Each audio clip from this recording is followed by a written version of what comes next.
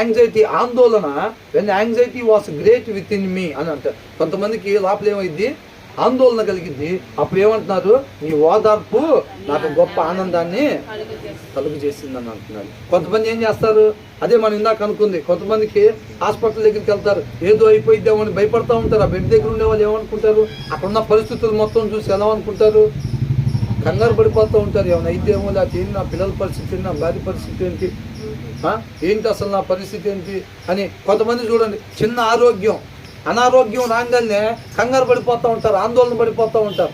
అందుకని ఎమ్మటి ఏం చేస్తారు, పాస్టర్ గారికి ఫోన్ చేస్తారు. పాస్టర్ గారు ఎమ్మటి ఏం చేస్తారు, ఓదారుస్తాడు. మా ఏం కాదు, నమ్మకం ఉంచు, విశ్వసించు, ఖచ్చితంగా దేవుని కార్యం చేస్తావు అంటాడు.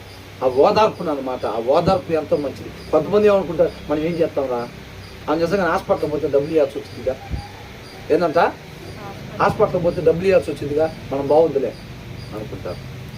అన్నీ డబ్బులతోనే కాదండి, డబ్బులు ఉన్న వాళ్ళకు కూడా, కోటీశ్వరులకు కూడా కొన్నిసార్లు ఏమైందో పరిస్థితి, అసలు నా భార్య పిల్లల పరిస్థితి కళ్ళమ్మటి ఇట్లా కారుతూ ఉంటాయి, హాస్పిటల్ మొత్తాన్ని కొనుక్కుంటే. ఉత్తప్పుడు గారితే ఇంకా మంచిది. అందుకనే ఇంట్లో భార్య కానీ భర్త కానీ తెలుసుకోవాల్సిన విషయం తెలుసుకుంటా ఏడ్చేటప్పుడు కొంచెంసేపు ఏడవనియాలి ఎప్పుడైనా. అర్థమవుతుందండి. అక్కడ ఆ ఆలోచన మంచిది, ఆ ఆలోచన మంచి మార్గాన్ని నడిపించింది. కొంచెంసేపు ఏడవనియాలి. అమ్మో నా భార్య కన్నీళ్ళు అసలు ఏమాత్రం నేను చూడటానికి వీలేదనంటే ఆలోచన రాదు. కాబట్టి అది మేలైన ఏడుపు అనుకోండి.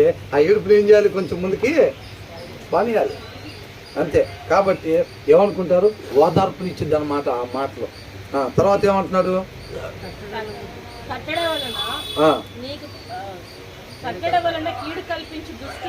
దుష్టుల పరిపాలనతో నీకు పొందు కలుగునా అని అంటున్నాడు. అంటే వాళ్ళతో మిత్రభేదం నీకేమైనా ఉండిద్దా అని అంటున్నాడు.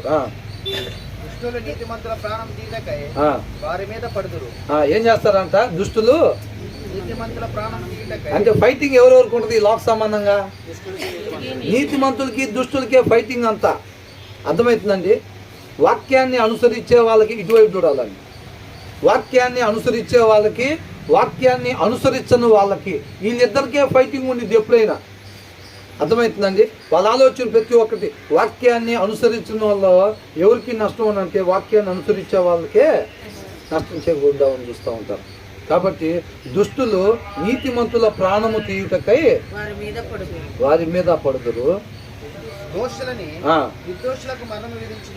ఏం చేస్తారంట, నిర్దోషులకి, ఏ తప్పు చేయని వారికి, ఏ హాని చేయని వారికి వాళ్ళు ఏం చేస్తారంట, దోషులని